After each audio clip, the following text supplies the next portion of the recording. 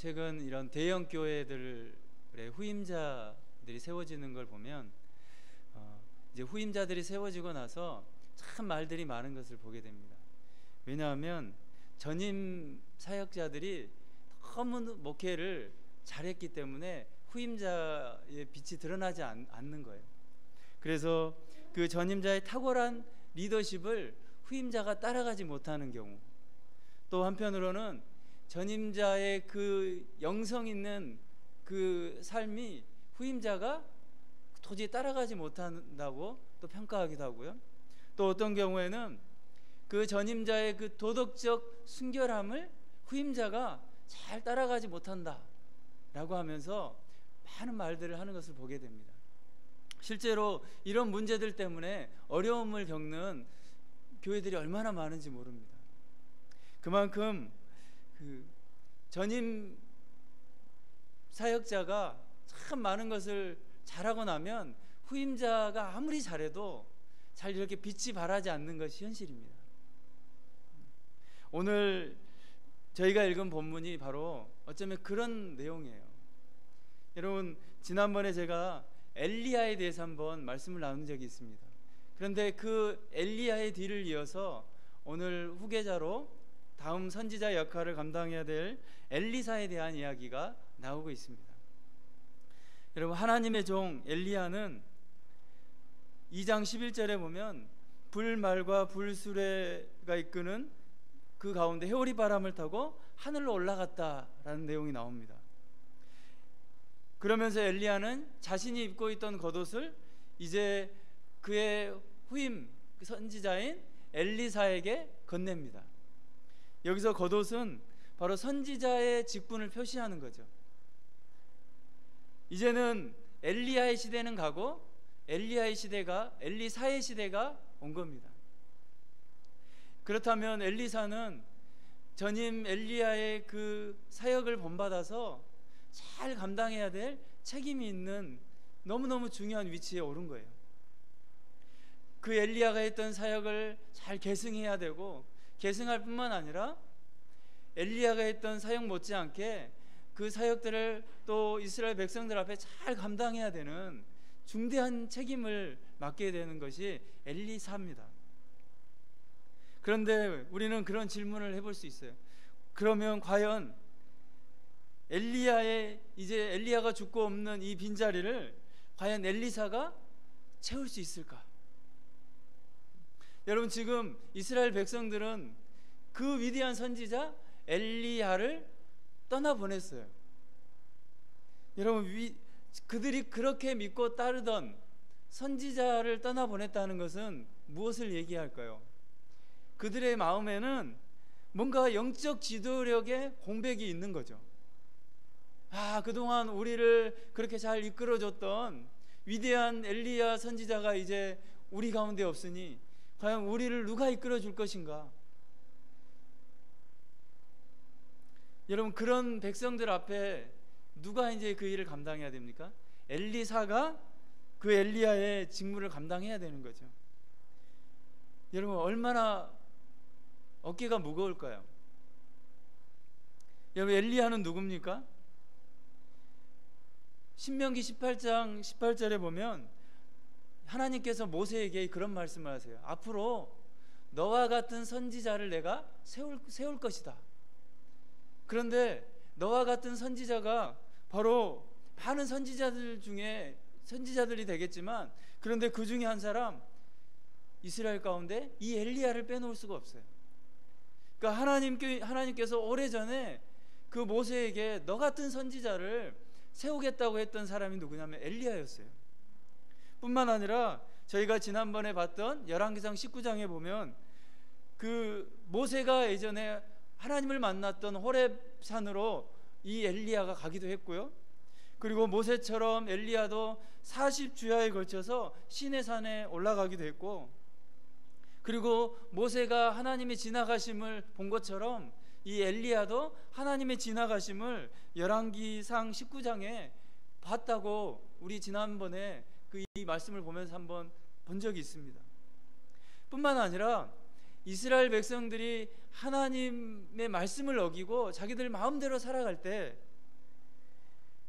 모세가 이스라엘 백성들을 보면서 염려하고 또 걱정했던 것처럼 이 엘리야도 동일한 마음으로 이스라엘 백성들을 그렇게 바라봤어요. 여러분, 그런 위대한 엘리야 선지자를 이어서 이제 엘리사가 그 사명을 감당해야 됩니다. 과연 엘리사는 이 사명을 성공적으로 감당할 수 있을까요? 어쩌면 엘리사 자신에게도 큰 시험이에요. 이제 엘리야는 없고 자기만 남아 있는데 과연 내가 그 이 큰 일을 어떻게 감당할까? 엘리사 자신에게도 큰 하나의 시험거리입니다. 그런데 오늘 엘리사가 선지자 사역을 시작하자마자 정말 감당할 수 없는 두 가지 사건을 경험하게 돼요. 오늘 저희가 읽은 바로 이 본문이 엘리사가 이제 선지자가 되자마자 겪은 일이에요. 그 첫 번째 사건은 뭡니까? 19절부터 22절에 나오는 사건이죠. 그 여리고라는 지역에 물이 나빴어요. 그래서 사람들이 그걸로 너무너무 고통을 당했는데 이제 사람들이 그 물을 고쳐달라는 거예요. 누구에게요? 엘리사에게. 여러분, 이제 막 선지자가 된 엘리사에게 여러분 이런 요청은 엘리사로서도 감당할 수 없는 너무너무 어려운 문제입니다. 여러분, 엘리야가 살아있을 때는 엘리사와 함께 두 사람이 베델과 여리고를 거치고요, 또 요단강을 건너왔고, 또 요단 동편에서 엘리야가 승천한 후에는, 이제 엘리야가 죽고 난 후에는 엘리사는 혼자 요단강을 건너왔어요. 그리고 이제 여리고라는 지역에 머물고 또 베델과 갈멜산을 거쳐서 또 사마리아로까지 이르게 되는 그 과정을 엘리사가 가게 됩니다. 엘리사의 첫 사역지가 바로 오늘 본문에 나오는 여리고와 베델이라는 지역이에요. 그런데 첫 번째 지역인 여리고에서 바로 첫 번째 사건을 맞은 겁니다. 여러분, 여리고는 그 요단 계곡 가운데 자리 잡고 있는 오아시스가 나는 지역이었답니다. 그래서 지금도 이 여리고 지역에 가면 물이 굉장히 좋고 풍부해서 많아서 이 지역에 그 올리브 또 오렌지가 많이 지금도 생산된다고 합니다. 그런 여리고가 그런 지역이었어요. 뿐만 아니라 여리고는 우리가 성경을 읽으면서 여리고가 참 많이 나오는데 그 하나님의 구원 역사에서 여리고가 굉장히 중요한 위치에 있습니다.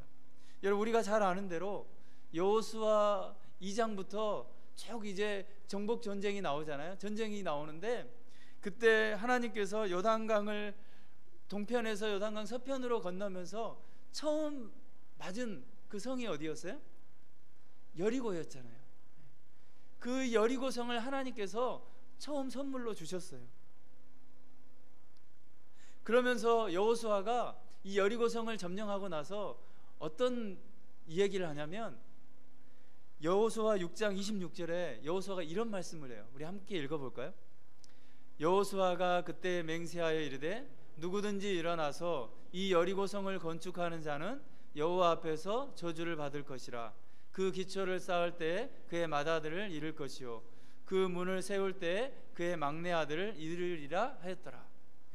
여리고 성을 얻고 나서 그 여리고 성이 무너진 것을 보면서 여호수아가 한 말이에요.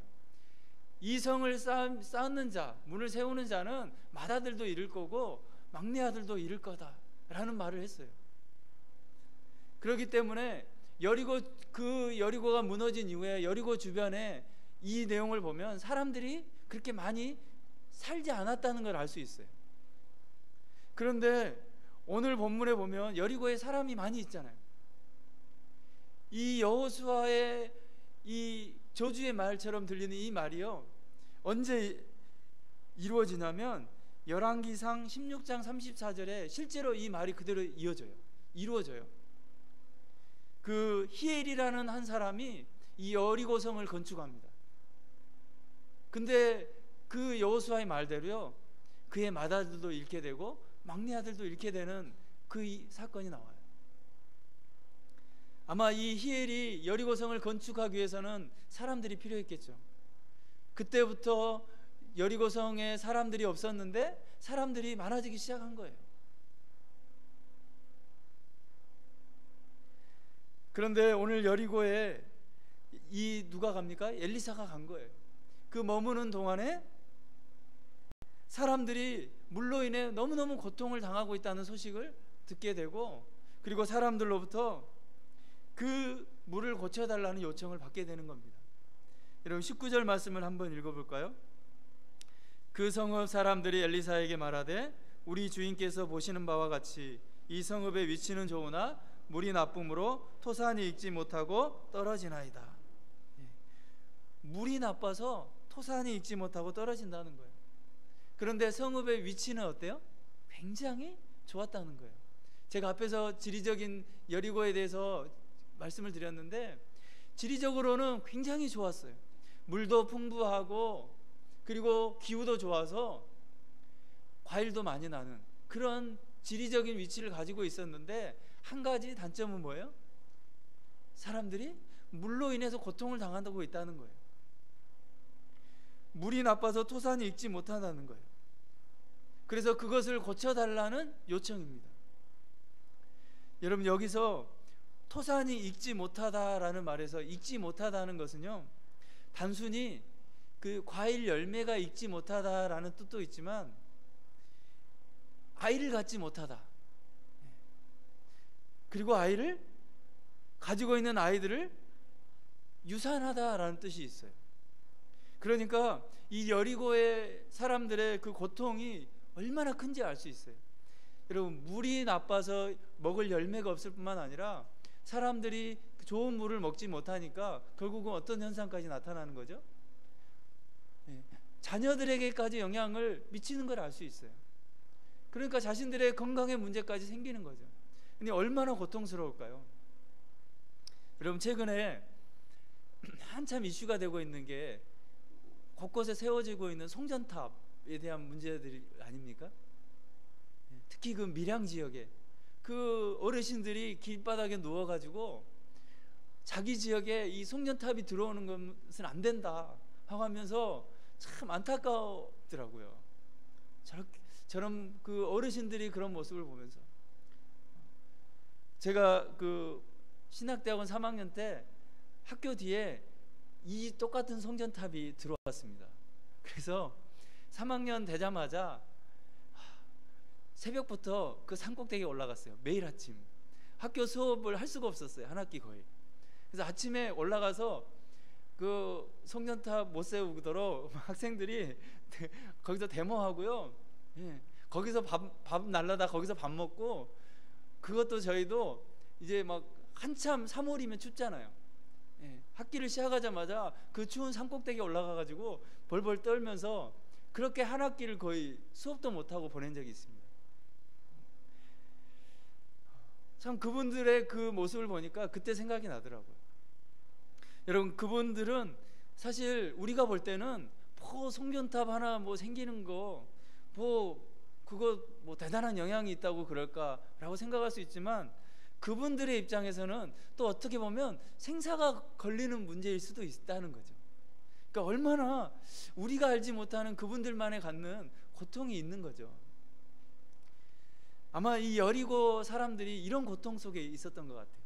그리고 물이 안 좋아서 먹지도 못하고 열매도 걷지 못하고 뿐만 아니라 자녀들에게까지 영향을 미치는 이런 고통, 자신들 누구에게도 누가 알지도 못하는 이런 고통을 겪고 있는 여리고 사람들, 그 고통을 이제 엘리사에게 얘기하는 거예요. 제발 이 물을 좀 고쳐달라는 겁니다. 그때 엘리사 선지자가 어떻게 합니까? 20절과 21절에 보면 새 그릇에 소금을 담아 그것을 물 근원에 던졌더니 물의 그 나쁜 근원들이 깨끗하게 되었다라고 말하고 있습니다. 여러분 소금, 그리고 이 새 그릇에 소금을 담아왔다는 것은 그때 당시에는 그냥 흔한 하나의 예식이었어요. 그냥 어떤 하나님 앞에 그 예물을 드릴 때 행해졌던 하나의 의식이었어요. 이미 레위기에서도 그 제물을 드릴 때 소금을 쳤던 그 과거의 역사들도 있었어요. 이미 있었어요. 바로 이 소금은 뭔가 하나님 앞에 드려지는 예물에 대한 정결 의식을 표현할 때 이 소금을 그 당시에도 사용을 했습니다. 그런데 오늘 가만히 보면 소금을 물 근원에 뿌려서 물의 근원이 치유된 것이 아닙니다. 말씀을 보면 여러분 21절 말씀을 함께 읽어볼까요? 20절 21절 함께 읽어보겠습니다.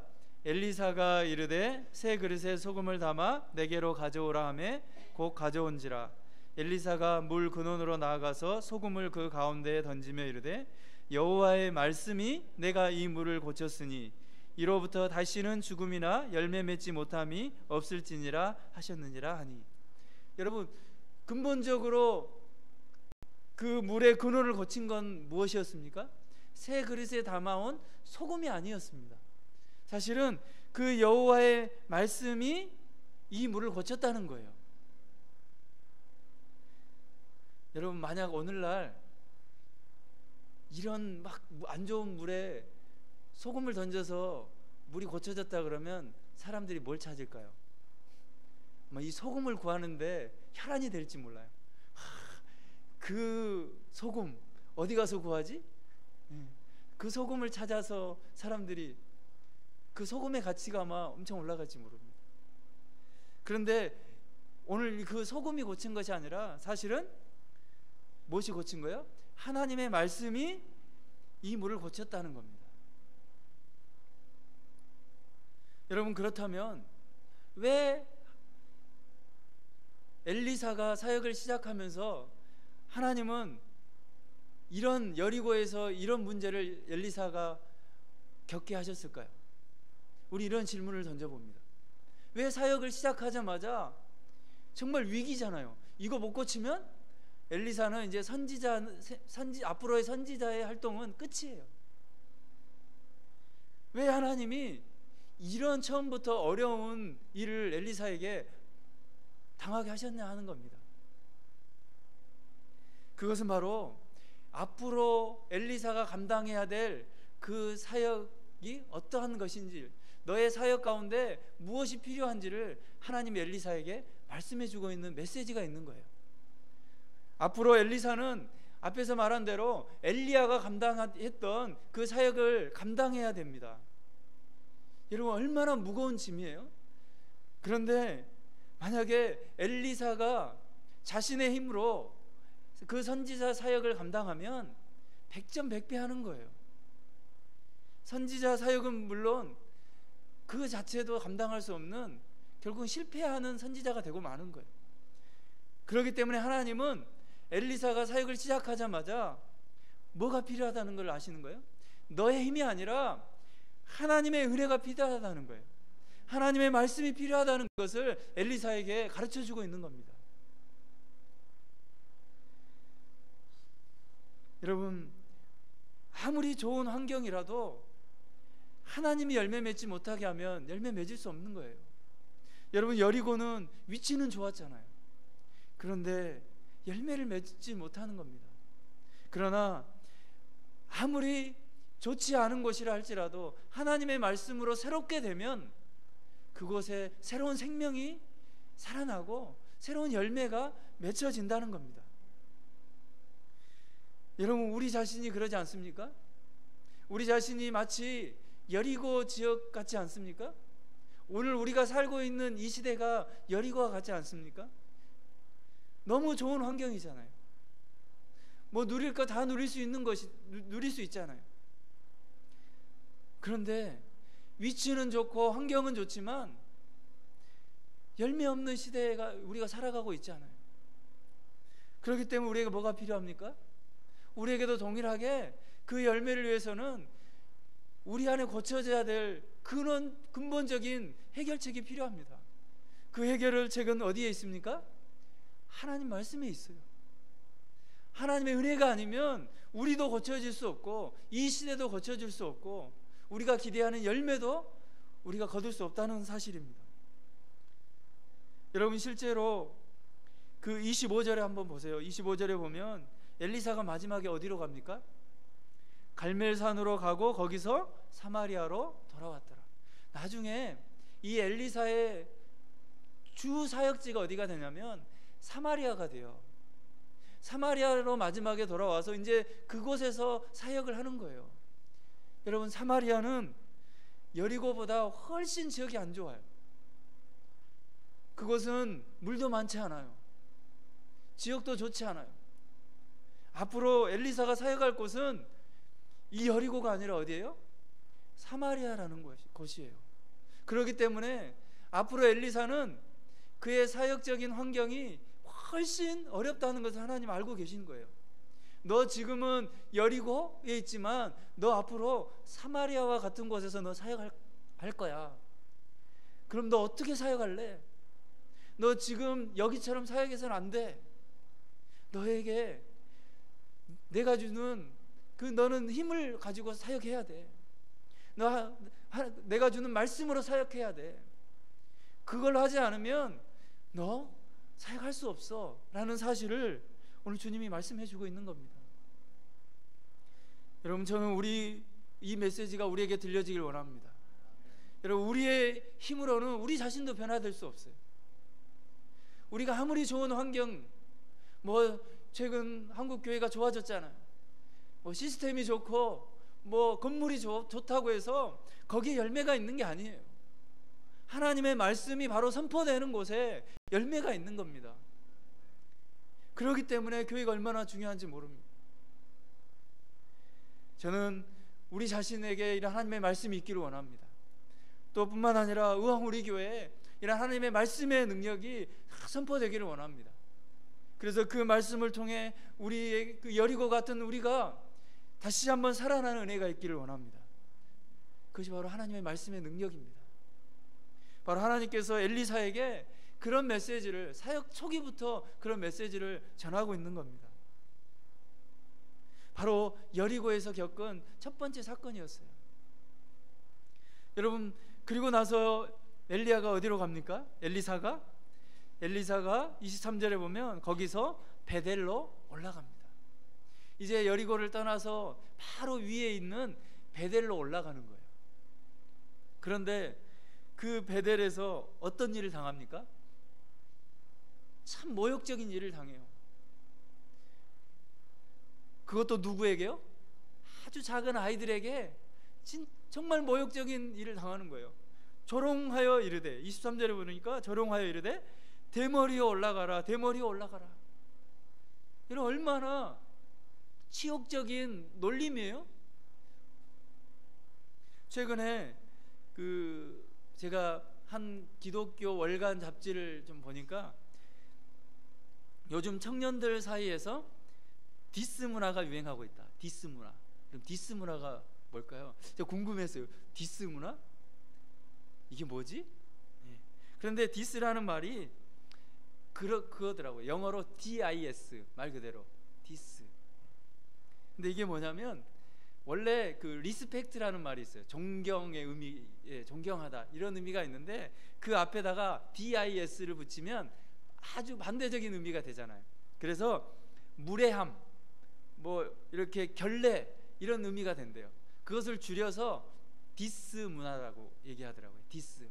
그러니까 다른 말로 얘기하면 사람들로 하여금 특정 인물 또 어떤 사회 정치 문화와 같은 다양한 문제들까지 자신의 생각과 감정을 가볍지만 솔직하게 이야기하는 문화.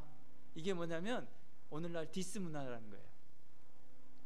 그런데 그런 디스 문화가 어쩌면 사람들에게 많은 유익을 주긴 하지만, 그런데 한편으로 이런 디스 문화가 타인을 깎아내리고 무분별하게 폄하하고 조롱하는 문제가 사회에 만연되어 있다라는 그 기사를 봤습니다. 여러분, 그 엘리사 시대에도 이런 디스 문화가 이미 있었던 것 같아요. 오늘날만이 아니라 이 엘리사 시대에 벌써 아이들에게 이런 문화가 벌써 나타나잖아요. 그런데 여러분, 그 조롱을 받는 엘리사 얼마나 치욕적이었을까요? 그것도 뭐로 조롱을 받아요? 자신의 신체적인 약점에 대해서 아이들에게 조롱을 받는 거예요. 근데 이 베델이 어떤 것입니까? 베델. 여러분, 베델은 참 하나님을 만나는 곳이었잖아요. 창세기부터. 그런 하나님과 관련된 장소 베델이었어요. 그런데 그곳 베델이 하나님을 조롱하는 문화가 팽배한 곳이 되어버렸어요. 그게 단순히 지금 엘리사 시대 그때만 된 게 아니라요, 이미 오래전부터 정말 그 디스 문화가 그 베델 지역을 사로잡아 버렸어요. 왜 그랬냐면, 여러분, 여로보암 왕 시대에 그 베델 사람들이 뭘 만들었냐면 금송아지를 만들었어요. 그래서 금송아지를 만들고 누구를 조롱하기 시작했냐면 하나님을 조롱하기 시작했어요. 그리고 우리가 좀 전에 봤던 열왕기상 16장 34절에 그 베델 사람 히엘이라는 사람이 어때요? 여리고를 분명히 건축하지 말라는 여호수아의 말이 있었는데도 불구하고 그가 여리고를 건축해서 자식들을 잃게 되는 그런 일도 있었잖아요. 그러면서 이 사건들은 뭐냐면 하나님을 조롱하는 사건들이에요. 그러니까 베델의 그 부모들은, 그들의 조상들은 누구를 조롱하는 거예요? 계속해서 예전부터 그 하나님을 조롱하는 그 문화들을 계속 해왔던 거예요.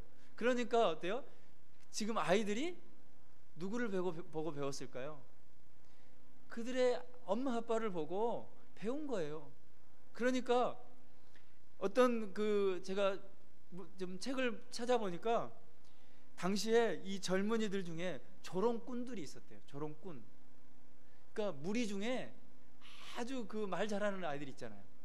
좀 이렇게 나서는 아이들이 그 무리를 만들어 가지고 어떤 사람들의 약점을 가지고 막 조롱하는, 그래서 사람들의 약점만 보이면 막 가서 그 사람들의 약점을 신랄하게 막 조롱하고 놀리는 거예요. 이런 무리들이 있었다는 거예요, 아이들 중에. 여러분, 요즘에도 그러잖아요. 지금 우리 아이들 시대에도 참 이런 문제가 얼마나 심각합니까? 학교에서도 그렇고요, 심지어 교회 안에서도 이런 조롱하고 폄하하는 문화들이 참 만연되어 있는 것을 보게 돼요. 여러분, 이런 조롱을 받는 사람들의 입장은 어떨까요?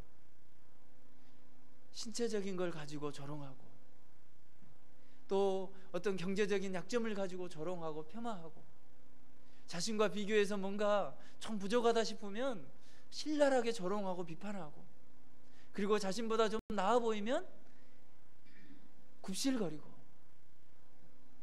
이런 문화가 아직도 우리 사회에 만연되어 있잖아요. 여러분, 엘리사가 지금 겪고 있는 그 조롱 한번 생각해 보세요. 자신의 신체적인 그 약점을 가지고 조롱받을 때 엘리사가 얼마나 화가 났을까요? 그 실제로 엘리사가 얼마나 화가 났으면 참 재밌는 일이 나오잖아요. 24절에 보면 엘리사가 여호와의 이름으로 그들을 저주하잖아요. 그랬더니 수풀에서 앙곰 둘이 나와서 이 아이들 중에 42명을 찢었더라. 그러니까 아이들 중에 얼마나 많은 아이들이 무리가 됐으면 아이들 중에 42명이 곰에게 물려 죽는. 엘리사의 심정이 여러분 이해가 됩니까? 당해보지 않은 사람은 모르겠죠. 아마 이 중에 아마 우리 자녀들 중에 학교에서 이런 일을 당하신 분이 있을 수 있어요. 그 당하신 부모들의 입장은 정말 그 고통을 말할 수 없을 거예요. 누구에게 말을 하면 뭐 그럴 수 있어, 뭐 아이들 세계는 다 그래, 뭐 이렇게 뭐 위로해 준다고 말하지만 그 말이 또 어때요? 상처가 되기도 하잖아요. 그러니까 이렇게 당해보지 않은 조롱과 또 이런 문제들은 정말 누가 이해해 줄 수 없는 거예요. 그런데 엘리사가 얼마나 이런 고통을 당하는 거예요. 그러니까 이런 여호와 이름으로 저주까지 하잖아요, 아이들을. 그런데 이런 질문을 해봐요. 여러분, 엘리사가 지금 사역을 시작하는 시점이잖아요. 그런데 하나님 또 왜 이 아이들을 통해서 엘리사가 그렇게 조롱받게 하실까? 아니, 앞에서는 그렇게 어려운 시험 물을 새롭게 좀 변하게 하는 그런 시험을 주시더니 이번에는 아이들로 하여금 조롱받는 그 모욕을 당하는 이 사건을 왜 엘리사에게 당하게 하실까? 여러분, 만약에 엘리사가 사역을 잘 하다가 중간쯤 됐을 때 누가 이런 약점을 얘기했다면 엘리사가 그때 어땠을까요? 아마 엘리사는 그때도 아마 이런 여호와 이름으로 저주를 했을지 몰라요. 왜냐하면 자신의 신체의 약점은 늘 가지고 있는 거잖아요. 그런데 하나님은 언제 그 엘리사에게 그 약점을 아이들로부터 듣게 하죠? 엘리사가 사역을 시작하는 시점에서 또 아이들로 하여금 자신의 도저히 사람들에게 나타내고 싶지 않은 약점, 그것을 아이들로 하여금 듣게 하는 겁니다. 저는 이 말씀을 묵상하면서 참 하나님 참 대단하시다. 엘리사를 그렇게 사용하시려고, 엘리야를 이은 선지자로 그렇게 하나님께서 사용하시려고 이런 과정을 거치게 하시는구나. 왜냐하면 엘리사가 이런 사역 초기에 이런 자신의 약점을 보고 그러면서 어때요? 나의 이 약점을 뛰어넘지 않으면 엘리사는 어쩌면 그의 사역에 늘 그것이 걸림돌이 됐을지 모릅니다. 그런데 엘리사가 이 아이들로부터 자신의 약점을 듣고 나서 한 번도 엘리사의 그 삶 가운데 보니까 자신의 신체적인 약점 때문에 자기가 걸려 넘어진 적이 없는 거예요. 저는 이것이 바로 하나님이 사람을 사용하시는 그 방법이신 것 같아요. 여러분, 우리에게도 약점이 있지 않습니까? 다 약점이 있어요. 사람들에게 감추고 싶은 약점들이 다 있습니다. 어떤 분들은 뭐 경제적인 것이 약점이 될 수도 있고요. 또 어떤 가정이 온전치 못한 것이 약점이 될 수도 있고, 또 어떤 분들은 또 아이들 문제가 또 그렇게 약점이 될 수도 있고요. 또 어떤 분들은 또 남편과 아내 그 문제들 때문에 약점이 될 수도 있고, 또 어떤 분들은 또 많이 배우지 못하는 것이 또 평생 약점이 될 수도 있고, 우리 모두에게는 다 약점이 있어요. 그런데 어떻습니까, 여러분? 그 약점이 늘 우리가 하나님 앞에 나아갈 때 방해가 되지 않던가요? 그것이 뭔가 우리를 잘 잡는 방해가 되는 거예요. 그런데 그 약점을 우리가 빨리 알면 알수록 우리가 하나님 앞에 더 가까이 나아갈 수 있는 줄 믿습니다. 여러분, 우리는 우리가 가지고 있는 약점들을 숨기려고 하기보다 오히려 하나님께서 그 약점을 드러나게 하시면 오히려 우리는 감사해야 될 줄 믿습니다. 여러분, 감사하십시오. 나에게 약점이 드러나고 있다면 오히려 감사해야 돼요. 왜냐하면 언젠가 그 약점이 오히려 나를 더 하나님 앞에서 더 큰일을 하지 못하게 만들 수도 있기 때문이에요. 아니, 하나님 앞에 나아가는 것에 큰 걸림돌이 언젠가 그것이 될지 모르기 때문이에요. 그렇기 때문에 지금 내가 약점이 드러나고 있다, 나의 부족함이 드러나고 있다면 오히려 우리는 감사해야 되는 거예요. 하나님, 제가 이거 빨리 알게 해주셔서 감사합니다. 저 이거 약점 빨리 알게 해주셔서 너무너무 감사합니다.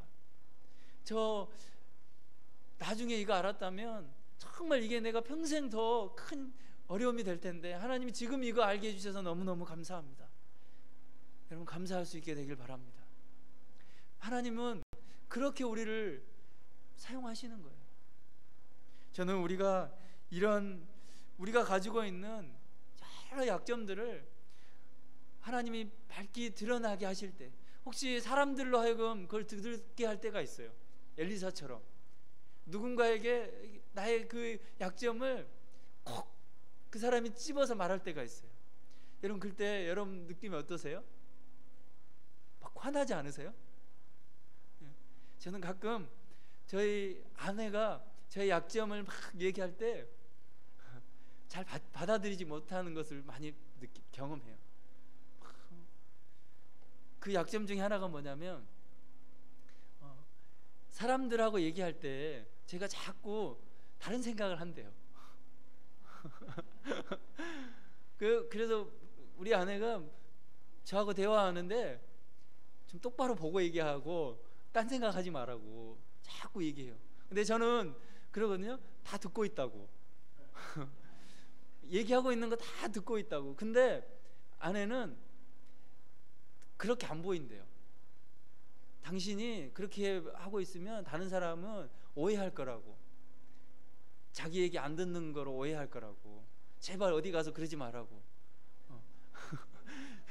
그래서 계속 얘기해줘요. 근데 들을 때마다 어쩔 때는 되게 막 속상하더라고요. 나는 안 그런데 자꾸 그런다고 하니까. 그런데 들으면 들을수록 얘기해 주는 게 참 제가 감사하다. 가까이 있는 사람이 그 얘기 해주니까 참 감사하다. 그래서 제가 성도님들이 신방하거나 또 다른 사람들하고 얘기할 때 그 얘기가 늘 생각이 나요. 그래서 막 조심하게 돼요. 그래, 시선을 고정하고 잘 들어야겠다. 그냥 귀만 그 사람한테 고정하는 게 아니라 잘 들어야겠다. 고개도 끄덕이고 그 사람이 내 얘기를 듣고 있다는 그걸 알게 해줘야겠다. 이런 생각을 늘 해요. 조심 하면서. 그래서 얼마나 감사한지요. 전 이것 말고도 약점이 참 많아요. 키도 작잖아요. 키도 작고 뭐 약점이 참 많아요. 별로 할 수 있는 게 잘하는 게 별로 없어요. 약점이 많은데 그런 약점들을 이렇게 사역할 때 보면 저 스스로도 깨닫게 하실 때도 참 많고, 또 하나님은 주변에 있는 그 동역자들을 통해서 깨닫게 할 때도 참 많고, 또 어쩔 때는 우리 성도님들을 신방하면서 또 깨달을 때도 참 많고요. 또 어쩔 때는 집에 있는 조그만 아이에게도 깨닫게 할 때도 참 많이 있더라고요. 얼마나 감사한지 모릅니다. 그때마다 하나님, 제가 참 이런 약점들을 좀 보완해야 됨을 하나님이 참 알게 해주셔서 너무너무 감사하네요. 나중에 제가 그런 거 안 듣고 나중에 그때 고치려고 하면 얼마나 힘들까요? 이런 생각을 해봐요. 여러분, 우리 모두에게는 다 약점이 있는 줄 압니다. 그런데 그 약점을 자꾸 숨기려고 하면요, 그게 결국은 또 다른 약점이 되더라고요. 오늘 엘리사는 하나님께서 그런 그 아이들을 통해서 아마 들려주신 것 같아요. 얼마나 듣기 싫은 소리잖아요. 그런데 엘리사가 그걸 통해서 자신의 그걸 뛰어넘잖아요. 그러면서 이제 사마리아 그 지역으로 가서 얼마나 멋지게 사역하는지 모릅니다.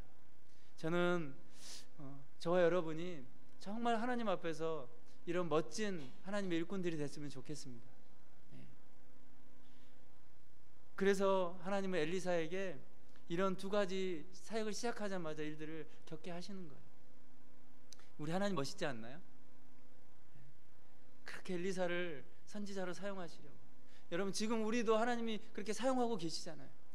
부족하지만 하나님은 다양한 방법을 통해서 우리를 그렇게 빚어가시고 고치시고 말씀으로 고치시고 또 사람들로 하여금 약점을 보게 하고 고치게 하시면서 또 우리를 그렇게 하나님의 일들을 잘 감당하도록 빚어가고 계시잖아요.